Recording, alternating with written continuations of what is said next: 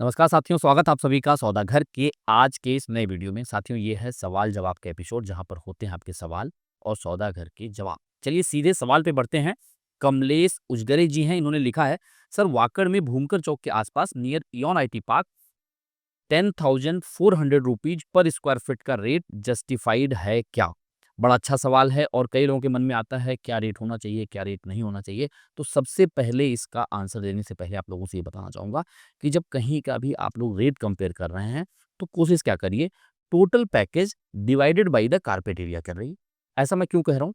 क्योंकि होता क्या है, कई जगहों पे लोगों के इंफ्रास्ट्रक्चर चार्जेस अलग-अलग होते हैं और अगर आप बेस कॉस्ट पे पर स्क्वायर फीट रेट निकाल रहे हैं, तो कहीं न कहीं ऐसा हो सकता है कि जिस डेवलपर को आप कंपेयर कर रहे हैं किसी और डेवलपर के साथ, तो दोनों के इंफ्रा चार्जेज़ में फ़र्क हो और इससे क्या होगा, जो फाइनल आपका रेट है, जो आपकी जेब पे भार पड़ने वाला है, उस पे फ़र्क पड़ सकता है।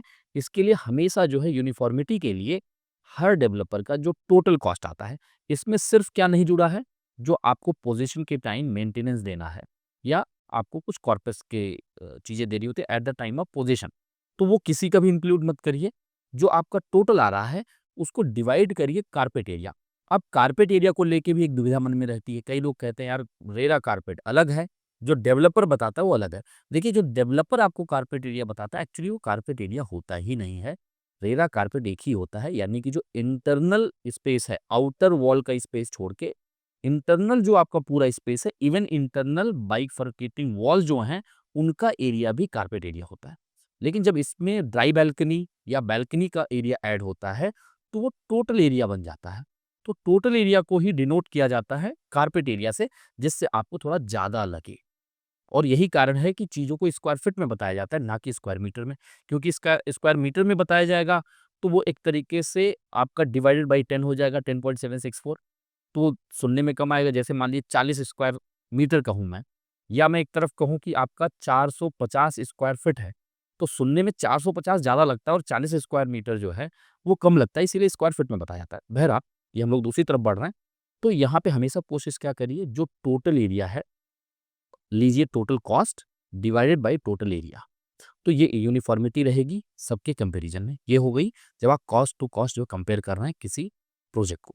अब आप अगर देखें तो वाकड़ का जो मेन आपका हिस्सा है, जब हिंजौड़ी जो आपका भुजबल चौक है, वहाँ से लेके आगे बढ़ते हैं, तो हिंजौड़ी के आस-पास का जो सेक्शन है, वहाँ पे 14,000 13,000 पर स्क्वायर फीट का रेट है। अगेन मैं ये total cost divided by total area करके बता रहा हूँ। तो वो कॉस्ट जो है धीरे-धीरे कम होने लगती है जैसे आप टुवर्ड्स ताथौड़े बढ़ते हैं, या फिर अगर आप मेन हाईवे से कितना अंदर जा रहे हैं उस पे डिपेंड करता है। टाइप ऑफ प्रॉपर्टी पे भी डिपेंड करता है। मान लीजिए सिंगल एलोन स्टैंड बिल्डिंग है, तो वो अगर 12,000 रुपए के ऊपर जा रहा है, तो कहीं न कहीं आपके लिए एक्सपेंसिव माना जाएगा। अगर उसमें ज़्यादा एमेनिटीज़ हैं, बड़ा स्पेस है और आपको कोई रिलायबल डेवलपर मिल रहा है, तो हो सकता है वही कॉस्ट 13,000 रुपीज़ पर स्क्वायर फीट हो जाए। तो इस तरीके से पहले आपको कंपेयर करना है। और अगर कंपैरिज़न में आपको दिख रहा है कि भाई एक पर्टिकुलर डेवलपर का कॉस्ट काफ़ी नीचे है और बाकियों का ज़्यादा है, तो आप कोशिश करिए कि उनके डिलीवर्ड प्रोजेक्ट कौन-कौन से हैं। अब कई बार जब आप मारेरा में चेक करते हैं, उनका पास्ट ट्रैक रिकॉर्ड 0 दिखता है। उसका कारण ये होता है कि जो जॉइंट वेंचर में उनके साथ पार्टनर्स आ रहे हैं, वो पहली बार आपस में उनका कॉम्बिनेशन बन रहा है। तो वो नए फर्म के नाम पे जो है कंस्ट्रक्शन कर रहे हैं। लेकिन जो पुराने पार्टनर्स हैं, उनका कोई न कोई कंस्ट्रक्शन ज़रूर होगा। उसे आप जाके समझ सकते हैं, देख सकते हैं कैसा क्वालिटी है। और जो इनका लॉन्च डेट है, उसके बाद से कितना वर्क प्रोग्रेस हुआ है, इससे भी आप अंदाज़ा लगा पाएँगे कि उनका कंस्ट्रक्शन पेस कैसा है। कंस्ट्रक्शन मटेरियल के बारे में हमने एक कंस्ट्रक्शन गैलरी की बात की थी, जहाँ पर ये चीज़ें बताई जाएँ, उसके ब्रोशर में भी प्रॉपर मेंशन किया जाए कि ये क्वालिटी का, ये ब्रांड की ये चीज़ें हम लोग देने वाले हैं। सिर्फ़ सैनिटरी फिटिंग्स के लिए ना लिखें, टाइल्स का भी दिखाएँ, उसका कट सेक्शन भी दिखाएँ, जो एल्यूमीनियम के गेजेज़ हैं, वो भी दिखाएँ, जिससे एक बायर के अंदर ट्रस्ट भी पैदा हो और वो at the time of position पे उसे वैलिडेट भी कर पाए। तो ये चीज़ें समझने के बाद फिर आप जो है प्राइस को सबसे बड़ा फैक्टर बनाइए। नहीं तो होता क्या है कि आप देखते हैं कि नहीं यार, यहाँ पे 10,000 रुपए स्क्वायर फीट हो रहा है, यहाँ 11,000 रुपए, और कोई डेवलपर 14,000 रुपए स्क्वायर फीट बेच रहा है, कोई 13,000 रुपए स्क्वायर फीट बेच रहा है। तो चलिए एक काम करते हैं, 10,000 10,500 वाले रेट को जो जिस डेवलपर का है उसका परचेज़ कर लेते हैं। तो सस्ता है, सिर्फ़ यही फैक्टर नहीं होना चाहिए खरीदने का। लोकेशन, उसकी क्वालिटी क्या है, पास्ट जो डिलीवर हो चुके हैं प्रोजेक्ट, उनकी क्वालिटी क्या है, और कंस्ट्रक्शन पेस क्या है, जो पहले भी डिलीवर किया उसको किस तरीके से कंस्ट्रक्शन पेस रहा है, और अभी जो बना रहे हैं लॉन्च होने के बाद उसके पेस क्या है। ये चीज़ों को समझने के बाद ही आप निवेश करिए। इसके बाद भी कहीं दुविधा है तो हमने क्वेरी कंसर्न फॉर्म का लिंक डिस्क्रिप्शन में दिया है, अपनी समस्या थोड़े में हम तक पहुँचाइए और कोशिश करेंगे आपकी समस्याओं का समाधान करें। आप लोगों को एक चीज़ ये भी बता दें, अभी तक सौदा घर ने मोर देन 20,000 होम बायर्स का free of cost consultation, telephonic, WhatsApp या फिर इन पर्सन कंसल्टेशन कर चुका है। जब आपको इन डेप्थ ज़रूरत लगती है तो हाँ, उसके लिए हम लोग चार्जेस भी लेते हैं। अगले सवाल की तरफ बढ़ते हैं। मुसाफिर जी हैं, इन्होंने लिखा है, hi sir, Godrej park ridge का डेट एक्सटेंड कर दिया। पहले मार्च 25 था, अब सितंबर 25 कर दिया। Almost 7 month extension. ऐसे में क्या करना चाहिए? कंपनसेशन के लिए बोलता हूं तो बोलते हैं रेरा ने डेट बढ़ाया है। ऐसा होता है क्या? देखिए, इस सवाल का जवाब मैंने कई बार दिया हुआ है, क्योंकि तमाम डेवलपर्स के बारे में ये क्वेरीज हमारे पास आती हैं। उसमें साफ ये कहा जाता है कि जब हमने खरीदा था तो डेट एक्स बताया गया था, अब वो डेट एक्स प्लस वाई कर दिया गया है, यानी वाई का एक्सटेंशन ले लिया गया है। तो ऐसे में क्या करना चाहिए? इसका जवाब मैं कई बार दे चुका हूँ, और ये जवाब देने से पहले मैं आप लोगों से रिक्वेस्ट करूंगा, जितने लोग भी आपके जानने वालों में से घर लिए हैं, उनको ये वीडियो आप भेज दीजिए, जिससे उनके मन में अगर इससे रिलेटेड कोई दुविधा है, कंपनसेशन को लेके, डिले को लेके, एक्सटेंशन को लेके, तो वो दुविधा दूर हो जाए। देखिए, होता क्या है, जब भी आप जाते हैं और आप बुकिंग के लिए फॉर्म भर रहे होते हैं, तो क्या कोई रिटन में आपको डेट ऑफ पोजीशन कन्वे किया गया है? अगर वो रिटन आपको कन्वे किया गया, रिटन ये नहीं होता कि किसी ब्लैंक पेपर में किसी एग्जीक्यूटिव ने लिख के दे दिया, उसे आप प्रूव नहीं कर पाएंगे। रिटन का मतलब ये है आपके पास मेल आया हो, उनके लेटर हेड पे कन्वे कन्वे किया गया हो, या फिर जो आपका अलॉटमेंट लेटर है उसमें कुछ मेंशन किया गया हो। एक तो ये चीज़ हो गई। दूसरी चीज़ क्या है, जब आपने एग्रीमेंट एग्जीक्यूट किया तो वहाँ पे final date of possession mentioned होता है। उसमें कई बार ग्रेस पीरियड भी दिए गए होते हैं, लेकिन वो उस तरीके से मान्य नहीं होता है। आपका जो फाइनल डेट ऑफ पोजीशन लिखा गया है, अगर उससे डेवलपर एक्सटेंड कर रहा है, तो सबसे पहले आपको रिटन कम्युनिकेशन एस्टेब्लिश करनी है। अब 1 महीने 2 महीने डिले हो रहा है तो उसमें बहुत बड़ी बात नहीं होती है। आप उसे मेल करके पूछ सकते हैं कि कब अपोज़िशन आने वाला है, क्योंकि उतने के लिए आप जाके फाइट करें, कंपनसेशन मिले या ना मिले, आपका समय खर्च होगा।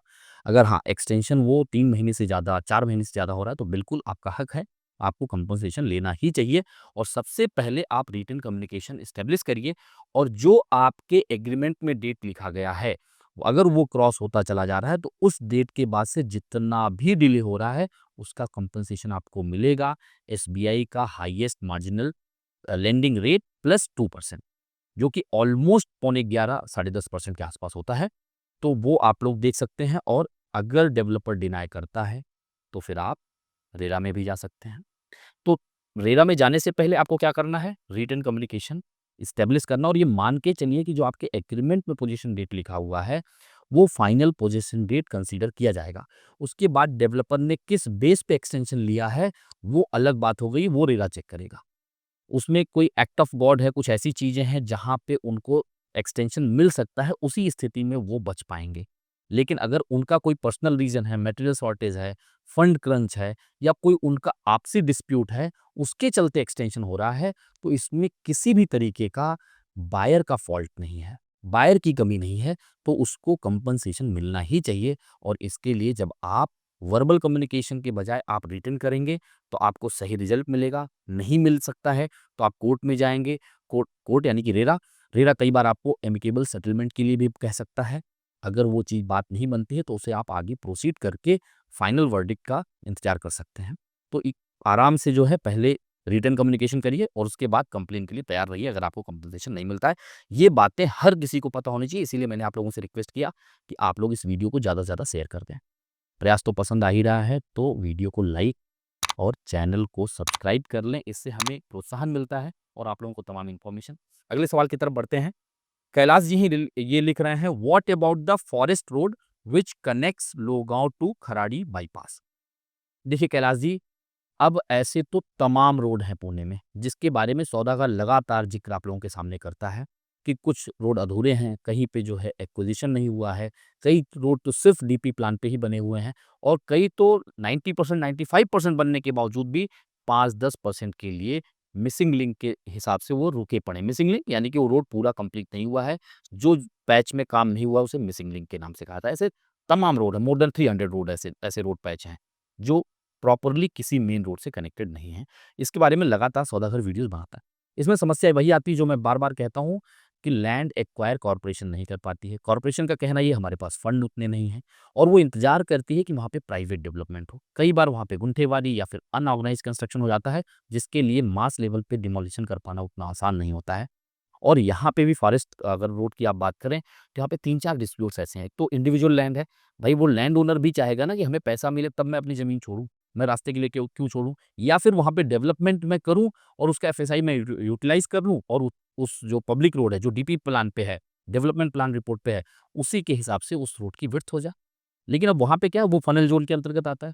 आप देखिए वहाँ पे टेक ऑफ और लैंडिंग होती है फ्लाइट्स की, तो इसके चलते हाइट रिस्ट्रिक्शन है, जिसकी वजह से वहाँ पे कंस्ट्रक्शन एक्टिविटीज़ हो ही नहीं रही हैं। 2-4 कंस्ट्रक्शन जो आप लोग देखते भी होंगे या तो कच्चे मकान है या फिर ग्राउंड प्लस 1 ग्राउंड प्लस 2 है।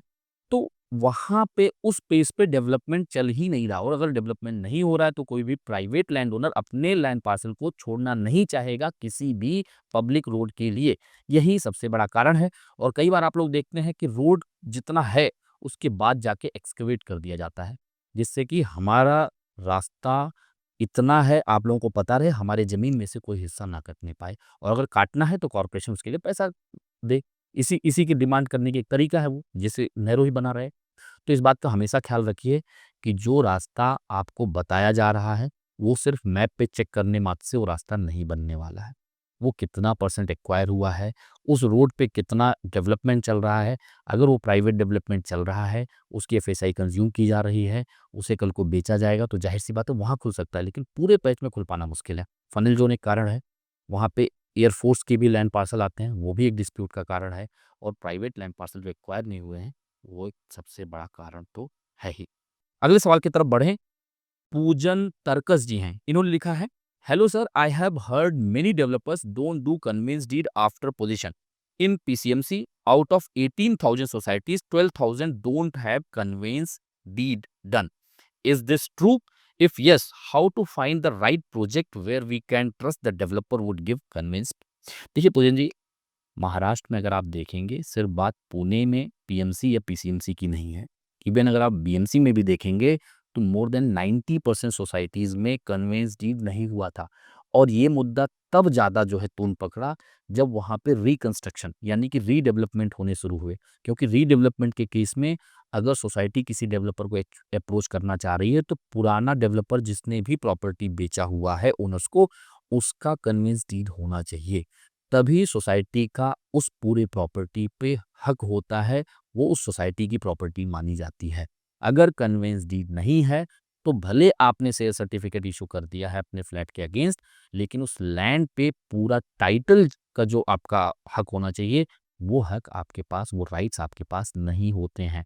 इसके लिए हमेशा कन्वेंस डीड करना चाहिए और इसके बाद कहीं न कहीं ये मुहिम चली जिसके बाद से लोग कन्वेंस डीड के बारे में ज़िक्र करना चालू किए। हमने भी तमाम वीडियोज़ इस पे बनाए और हमने इस पे एक 1 टू 1 जो है डिस्कशन भी किया हुआ है गणेश बोंगले जी से। उनका भी वीडियो लिंक मैं इस डिस्क्रिप्शन में डाल दूँगा, आई बटन पे चला दूँगा जिसके ज़रिए उसमें आप डिटेल में समझ पाएँगे कि आखिर इसको कैसे प्रोसीड करना है। जो आप नंबर्स बता रहे हैं, नंबर्स थोड़े इधर-उधर हो सकते हैं लेकिन ये बात सच है कि मास स्केल पे कन्वेंस डीड नहीं किया जाता है। इसके पीछे कारण भी होता है कि बढ़े हुए एफएसआई को यूटिलाइज़ कर देना, रिकंस्ट्रक्शन, रीडेवलपमेंट के समय उसी डेवलपर से अप्रोच करिए जिसने आपको प्रॉपर्टी बेचा है। इन सब कारणों की वजह से कन्वेंस डीड नहीं हो पाते थे। कई बार लीगल पेचड़ों की वजह से नहीं होता था। कई बार उस लैंड पार्सल के बगल में उस डेवलपर के और भी लैंड पार्सल होते थे जहाँ पे ज़्यादा डेवलपमेंट के चक्कर में उसने कन्वेंस डीड नहीं किया। तो इन सब चीज़ों के चलते जो है कन्वेंस डीड नहीं होता है। बाय रूल आपको सोसाइटी में पोज़ीशन मिल गया, आपको ऑक्यूपेंसी सर्टिफिकेट आ चुका है, तो 6 महीने के अंदर जो है आपका कन्वेंस डीड हो जाना चाहिए। अगर नहीं होता है तो आपको लॉयर के साथ बात करके नोटिस भेजना चाहिए, लीगल नोटिस डेवलपर को। डेवलपर अगर नहीं मानता है तो सब रजिस्ट्रार ऑफिस में आपको केस दर्ज करना होता है डीम्ड कन्वेंस के लिए, जहाँ पे सब रजिस्ट्रार डेवलपर की भी सुनता है, आपके पक्ष को भी सुनता है। 99% चांसेस रहते हैं कि वो फैसला आपके फ़ेवर में यानी रेज़िडेंट के फ़ेवर में ही आता है। तो अगर कन्वेंस डीड डेवलपर नहीं कर रहा है, तो आप लोगों को डीम्ड कन्वेंस की तरफ आगे बढ़ना चाहिए। जहाँ तक आपने सवाल में एक बात ये लिखा है, आखिर ये कैसे समझें कि वो डेवलपर जहाँ पे आप खरीदने जा रहे हैं वहाँ कन्वेंस डीड वो करेगा कि नहीं करेगा।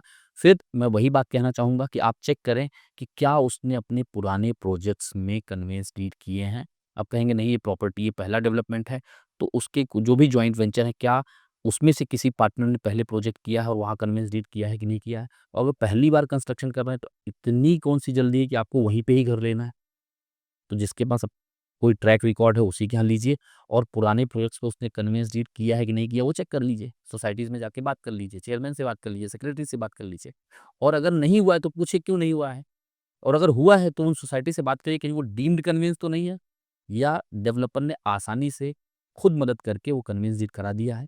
तो इन दोनों बातों का आप ध्यान रखेंगे तो अच्छा रहेगा। लेकिन जो भी सोसाइटीज़ का पोज़ीशन आ चुका है और कन्वेंस डीड नहीं हो रहा है, वो डीम्ड कन्वेंस के लिए आगे ज़रूर बढ़ें। ये आपका हक है। कन्वेंस डीड होगा तो उस लैंड टाइटल पे आपके राइट्स होंगे और कल को अगर कुछ भी आप उसमें बदलाव करना चाहते हैं, तो सोसाइटी के पास एक पूरा अधिकार होगा, राइट होगा कि वो उसमें बदलाव कर सकता है। छोटे-मोटे जो भी चेंजेज़ होते हैं सोसाइटी के अंदर, उसे आसानी से इम्प्लीमेंट कर पाएगा। इसके लिए कन्वेंस डीड होना अनिवार्य है। जो मैंने वीडियो का ज़िक्र किया, उसे डिटेल में आप लोग एक बार ज़रूर देख लें। अगले सवाल की तरफ बढ़ते हैं। नीलेश जी ने लिखा है, how to name successor after the death of the owner of the property. देखिए नीलेश जी, वैसे तो इसके लिए आपको किसी एक्सपर्ट लॉयर से जो इसके बारे में जानते हैं, उनसे जो है सलाह लेना चाहिए। थोड़े में मैं आपको समझाना चाहूँगा जो लोग भी इसके बारे में जानना चाहते हों। देखिए, कभी भी जब अगर कोई भी मरता है, तो जो मृतक के बाद जो मृतक आश्रित है, क्या उसके नाम पे विल है? अगर लीगल विल छोड़ के गया है, तो वो सक्सेसर माना जाएगा कि उसका अधिकार उस प्रॉपर्टी पे है। लेकिन उसके मात्र से वो प्रॉपर्टी आपकी नहीं हो जाती है। इसके लिए आपको एप्रोप्रिएट कोर्ट में जाना होता है और प्रोबेट के लिए अप्लाई करना होता है। अब ये प्रोबेट क्या होता है? ये प्रोसेस है कि जो आपका लीगल विल है, उसको सैंक्शनिंग मिल पाए, उसका लीगल वैल्यू हो। अब वो हो जाने के बाद एक बार कोर्ट में आप जाएँगे, उस पे फैसला आएगा। इसके बाद आपको जो है रेवेन्यू डिपार्टमेंट जाना होता है, यानी कि सब रजिस्ट्रार ऑफिस, जहाँ पे आपको डेथ सर्टिफिकेट और सारे अपने जो डॉक्यूमेंट्स उसे सबमिट करने के बाद फिर वो प्रॉपर्टी आपके नाम पे ट्रांसफ़र होने का प्रोसेस स्टार्ट हो जाता है। लेकिन मान लीजिए अगर कोई भी विल छोड़ के नहीं गया है, उस अवस्था में अगर किसी की मृत्यु होती है, तो इसमें जो सक्सेसर होंगे, उसके धर्म के अनुसार जो एक्ट हैं, जैसे वो हिंदू अगर हैं, तो वो 1956 का एक्ट है, जिसके अनुसार आपको प्रॉपर्टी सब में डिवाइड की जाएगी। अब मान लीजिए अगर कोई नहीं लेना चाहता है, तो उसके लिए भी आपको एमिकेबल सेटलमेंट करके उसका एक डीड बनाना होगा, जिससे कि वो चीज़ आप दिखा के बचे हुए हिस्से का बँटवारा किया जा सके। तो आप सीधे किसी अच्छे लॉयर से मिलिए, अगर विल है तो प्रोबेट के लिए अप्लाई करिए, अगर विल नहीं है तो किस धर्म के हैं उसके हिसाब से जो है आपको कहीं न कहीं कोर्ट में जाके पहले सक्सेसर को दिखाना होगा कितने लोग हैं और इनके हिसाब से ये प्रॉपर्टीज़ बटेंगी, चाहे वो मूवेबल प्रॉपर्टी हो या फिर इमूवेबल प्रॉपर्टी हो। इन चीज़ों का ध्यान देके अब आगे बढ़ेंगे तो ही अच्छा होगा, लेकिन डेथ सर्टिफिकेट बनवाना ना भूलें और उसके बाद जो भी है उस प्रोसेस को आगे बढ़ें, एक अच्छा सलाह लेने के बाद। बाकी साथियों, उम्मीद करते हैं आप सभी को सौदागर का प्रयास पसंद आ रहा होगा। आपके मन में भी कोई दुविधा है तो हमें कमेंट में लिख के बता दीजिए या फिर क्वेरी कंसर्न फॉर्म का लिंक हमने डिस्क्रिप्शन में दिया हुआ है, उसके जरिए आप अपनी समस्या हम तक पहुंचा सकते हैं। यदि आपको प्रयास पसंद आ रहा है सौदागर का, तो वीडियो को लाइक शेयर करने के साथ साथ अपने चैनल सौदागर को सब्सक्राइब करके बेल आइकन प्रेस करना ना भूलें। जल्द मिलेंगे एक नई वीडियो के साथ, एक नई इन्फॉर्मेशन के साथ। तब तक के लिए धन्यवाद। नमस्कार।